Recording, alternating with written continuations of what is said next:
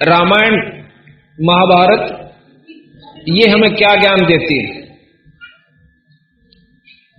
रामायण जो है विष्णु अवतार श्री रामचंद्र जियों का जीवन चरित्र है।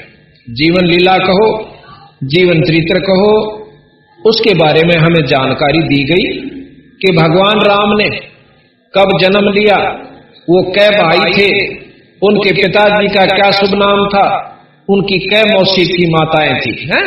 उसके बाद उनको वनवास हुआ, सीता जी का हरण हुआ, रावण का मरण हुआ, फिर वापस सीता जी अपने अयोध्या को लौट आई और उसके उपरांत भी सीता जी घर नहीं रह पाई। उसके बाद बेचारी के भाग्य में फिर भी सुख नहीं लिखा और वो फिर भी वन में जाकर के दो पुत्रों को जन्म दिया, लव और कुश को। फिर प्रमाण दिया कि जब लव कुश जवान हुए, रामचंद्र जी अश्वमेघ यज्ञ करी, तो उसमें रामचंद्र जी के और लक्ष्मण के छक्के उन दो लड़कियां ने लव और कुश ने छुटा दिए। अर्थात उस तीन लोक के भगवान ने उन बच्चा का आगे हाथ खड़े करने पड़े किसी भी कारणवश। तो भाव ये से सतगुरु गरीबदास जी महाराज का कहने का और इस ग्रंथ साहब की रचना का उद्देश्य यही था कि यथार्थ ज्ञान महाभारत से निकाला और उसका वर्णन किया, वर्णन के बाद उसका सार दिया, भावार्थ दिया और फिर सार दिया।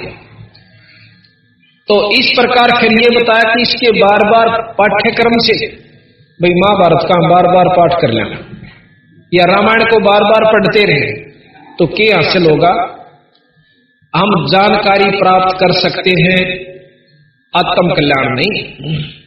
हमें ज्ञान हो जाएगा, कंठस्थ हो जाएगा 2 4 10 रुपए पढ़ने पाछे, पर आत्म कल्याण नहीं। हम पशु और गधे बनते नहीं बच सकते गीता और महाभारत को बार बार पाठ्यक्रम पढ़ने से।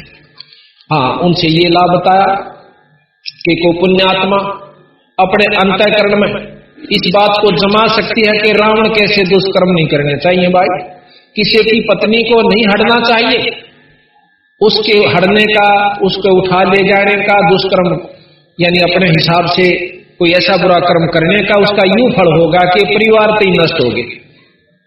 इस दुख से, इस पाप कर्म से हम बच सकते हैं, लेकिन पशु बनते नहीं बच सकते। जितने भी शास्त्र है हमारे पास, वेद भी रखे हैं जिसमें महर्षि दानव जी का भाषा भाष्य है।